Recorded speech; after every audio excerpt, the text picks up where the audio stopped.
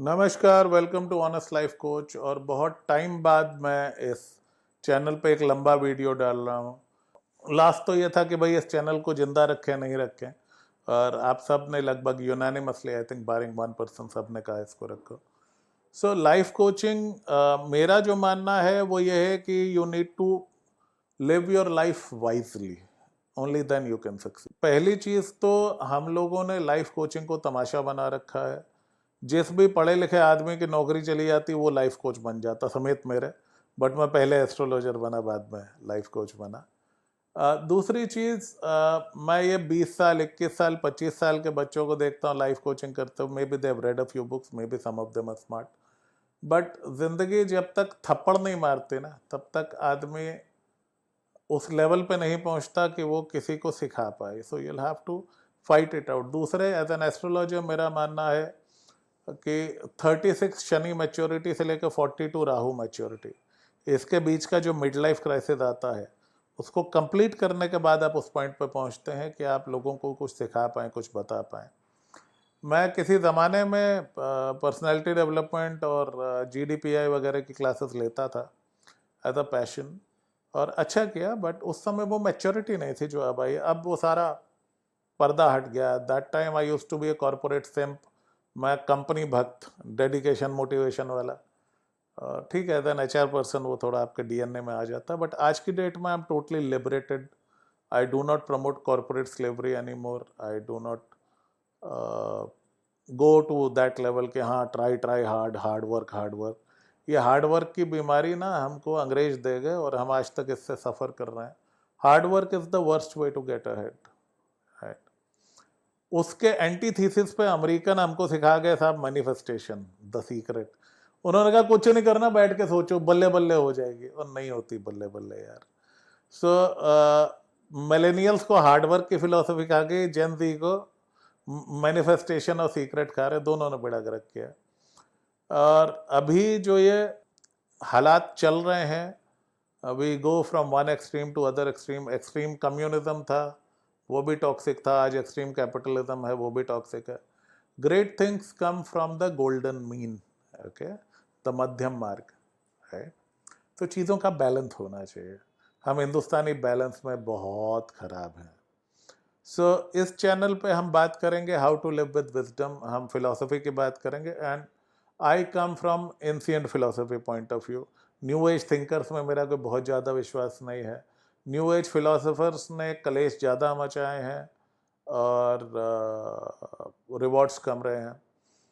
Plato I respect a lot. बाकी Indian philosophers के मैं बहुत ज़्यादा इज्जत करता हूँ। वेस्टर्न फिलोसफीज वो चाहे कार्ल मार्क्स से लेकर के नीचे हो, ऑल्दो नीचे की मैं फिर भी इज्जत करता हूँ, because he was able to call something out जो वहाँ का एलिट कर रहा था और जो पर्दा दुनिया की आंखों पे लगाया हुआ था। So Plato I respect. Western philosophy modern time में कार्ल मार्क्स और एन रैंड के बीच में फंस गए। Toxic communism, toxic capitalism. I know दोनों के फैंस मुझे गाली देना शुरू कर सकते हैं कमेंट सेक्शन में, बट ये दोनों दो एक्सट्रीम हैं और दोनों के फिलोसफीज के नतीजे बहुत अच्छे नहीं निकले। कार्ल मार्क्स की फिलोसफी ने तो वर्ल्ड वाइड सत्यानाश किया। USSR में कितना आदमी मारा गया, चाइना में कितना आदमी मारा गया, कंबोडिया में क्या हुआ, so we know all that. Ayn Rand की फिलोसफी हमने 2008 का क्लैश देखा। आज की डेट में हम जो बिलियनियर राज देख रहे हैं, अमेरिका से लेकर के और इंडिया तक, पर्टिकुलरली अमेरिकन बिलियनियर्स, उनकी Ayn Rand is the high priestess. तो देखिए फिलॉसफी बहुत इम्पैक्टफुल सब्जेक्ट है। अब सबसे इंपॉर्टेंट सब्जेक्ट लोग कहते हैं कि साहब गणित है, कुछ कहते हैं इंग्लिश है। ना ना ना, सबसे इंपॉर्टेंट चीज़ फिलॉसफी है। जो आदमी फिलोसफिकली कंफ्यूज्ड है, जो आदमी की फिलॉसफी खराब है, जो आदमी अपने लिए सोच नहीं सकता, वो अपने पैरों पे कुल्हाड़ी मार लेगा। उसको पता ही नहीं जिंदगी जीनी कैसे है। और जो माइंडसेट है हमारा, वो हमारी फिलॉसफी से बनता है। एक कुछ हमारा नेचर से, कुछ हमारे हालात से। फॉर एग्जाम्पल, मैं किसी गुजराती को बोलूँगा चार्ट देख के कि तुमने नौकरी करनी है तो नहीं नहीं नहीं धंधा करना। मैं किसी बिहार बंगाल के बच्चे को बोलूँ भाई तुमने बिजनेस करना, वो डर जाएगा, साहब हमारे तो खानदान में किसी ने किया। तो it's nature versus nurture. But you need to understand how to live and how to live with wisdom without getting into extremes. दूसरी चीज, कुछ पुराने विचारकों का नॉलेज वो आज भी वैलिड है अगर आप उसको अच्छे से पढ़ो, अगर आपकी सोच अच्छी है, अगर आपके विजडम है। मतलब ये नहीं कि साहब मेरा धर्म सबसे महान, मेरा देश सबसे महान, मेरी जाति सबसे महान, नहीं। मैं फिलॉसफी का मणि मुकुट मानता हूं जो महावीर स्वामी का वाक्य है कि साहब जो सही है वो मेरा है। आम आदमी क्या कहता है, जो मेरा है वही सही है। That makes all the difference. So once you realise कि क्या चीज़ सही है क्या चीज़ गलत है, आप अपने हिसाब से फैसले ले सकते हो, फैसले सही ले सकते हो। और इसमें एक अच्छी सही फिलॉसफी इंसान को बहुत काम आती है। अब इंडिया में क्या है, आप कोई न्यूज़ चैनल उठा लो, आप कोई इंसान उठा लो, आप कोई कम्युनिटी उठा लो, प्रो दिस पार्टी या एंटी दिस पार्टी, मैं अपनी पार्टी के लिए जान दे दूंगा, तुम मेरे नेता के खिलाफ नहीं बोल सकते, तुम मेरे पार्टी के खिलाफ नहीं बोल सकते। भाई बाप बेटों में बातचीत बंद है, दोस्तों में अलगाव रखे, बॉयफ्रेंड गर्लफ्रेंड ब्रेकअप कर रहे हैं।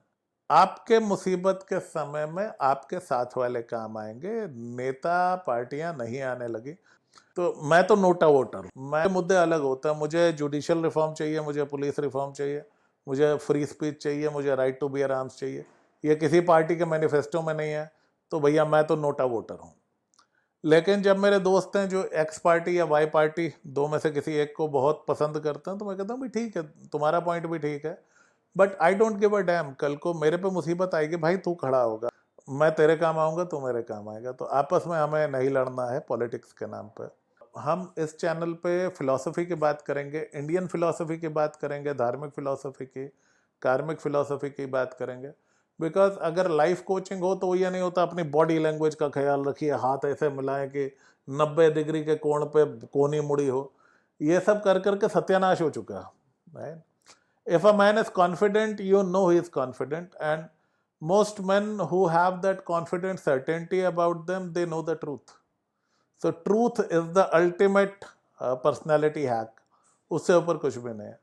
So we'll talk about wisdom and truth because मैंने देखा है कि बहुत chilled out T shirt jeans में घूमने वाले लोगों को मैंने कोट टाई वालों का धुआं उड़ाते देखा, because they knew their subject and they knew what they were talking about. So external पे हमने बहुत ज़्यादा जोर दे दिया, अभी यहाँ से थोड़ा कम लेना है। तो एक सोच बीज होता है एक आने वाले रेवोल्यूशन का। अगर सोच सही है तो वो बीज से जो पेड़ बनेगा और जो पेड़ से जो जंगल बनेगा बड़ा खूबसूरत होगा। और अगर हमारी सोच खराब है तो उसके नतीजे अच्छे नहीं हो सकते। हो सकता है छोटे से अरसे के लिए हम जीत जाएं या ऐसा हमें प्रतीत हो कि हम जीत गए, बट अल्टीमेटली हम हारते हैं उसमें। सो ये चैनल पे हम देखेंगे कि सोचना कैसे है, सोचना किस डायरेक्शन में है। सो जुड़े रहिए और जो भी आपके सवाल हैं देते रहिए। इसके ऊपर मैं अलग अलग सवालों के अनुसार वीडियो बनाने की कोशिश करूँगा। कुछ बहुत प्यारी बुक्स जो मैंने पढ़ी हैं, ख़ास तौर पे जिनमें फ़िलोसॉफिकल मैसेजेस हैं या जिनमें एक सही रास्ता बताया गया है, उन पे मैं बात करूँगा। 2-3 किताबों से मुझे नफरत है। एक है द सीक्रेट, सबसे नालायक, निकम्मी, आलसी, अलगर्द बनाने वाली किताब। दूसरी है द एल्केमिस्ट, जिसको बहुत ग्लोरीफाई किया हुआ कि तुम सोचो तो कायनात उससे तुम्हें मिलाने की कोशिश करती है, और वो शाहरुख खान की भी मूवी में किसी में था। वो भाई नहीं करती। ऐसा होता तो सारा नॉर्थ इंडिया आईएएस होता, सारा साउथ इंडिया अमेरिका में लगा होता। Happens? No, right? It's universe हमारे पिताजी का नौकर ना लग रहा कि सारा कुछ ला के हमारी विशेष पूरी करेगा। It's a rational and neutral universe. आप में काबिलियत है, आप काम कर रहे हैं, आपका वक्त सही है तो चीज़ें होती हैं, और ultimately in the long run जो जिस लायक होता है ले जाता है। और भी कुछ बुक्स हैं जैसे how to win friends and influence people. भाई if they are your friends you don't need to influence them. And दोस्ती हर किसी से नहीं हो सकती, और हर किसी को इम्प्रेस करने की कोशिश करने के चक्कर में आदमी बड़ा डिप्रेस हो जाता। And if you try the tips and tricks the given that book, मैं 12-13 साल का था जब वो पूरी किताब मैंने पढ़ ली थी। North India will eat you alive, वो एक किताब है जिसको रिटायर कर देना चाहिए। वो लिखी गई थी यूएस के हिसाब से, और ज़्यादातर ये बुक्स यूएस के हिसाब से लिखी जाती हैं। They have zero idea about our rough and tumble. वो यहाँ पे सांस तो ले नहीं पाते ठीक से, हमारे सिस्टम तो वो क्या ही समझेंगे। So we belong to a very difficult place and we are very different people. So Hindustan में जीना कैसे है, मैंने जिस चीज़ को सही पाया है मैं उसके बारे में बात करूँगा। तो बुक्स हों, कुछ टीचिंग्स हों, कुछ। सो इस चैनल से जुड़े रहिए। अगर कोई बुक्स आप चाहते हैं मैं रिव्यू करूं, उनके बारे में बात करूं, वो लिखिए। कोई फिलॉसफी, कोई conspiracy, I am open to it. Conspiracy से याद आया, मैंने देखा है जिन चीज़ों को मैं मेरे यूथ में कॉन्स्पिरेसी थ्योरी समझ के या बोल के हवा में उड़ा देता था, आज वो चीज़ें मुझे इतनी एक्यूरेट लगने लगी हैं दैट दे आर स्केरी। फिर मैं सोचता था कि यार कंपनियां कितनी अच्छी हैं, हमको काम देती हैं, बिलियनियर्स हमारे हीरो हैं, and I had those young man's billionaire worshipping attitude. और आज की डेट में जो मास ले ऑफ्स और एक्सप्लॉयटेशन और ये सब हो रहा है, that's just showing you the truth. किसी फिलोसोफर ने कहा था, companies have no bodies to be jailed and no souls to be damned. So वही चीज़ सामने आ रही है। बट अब सब जगह क्या हो रहा है, बड़ी बड़ी कंपनीज में भी 70 घंटा काम करो, 90 घंटा काम करो। अब जेन ज़ी फाइट बैक कर रहा है एंड आई लव जेन ज़ी। मैं कई बार कहता हूँ कि रिसेशन के बाद से कंपनियां रावण हो गई, जेन ज़ी हमारी वानर सेना है। So Gen Z, I am rooting for you. So this was more of simple sharing my thoughts video with you.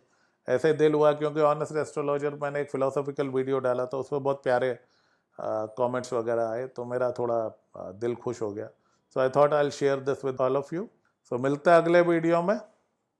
नमस्कार।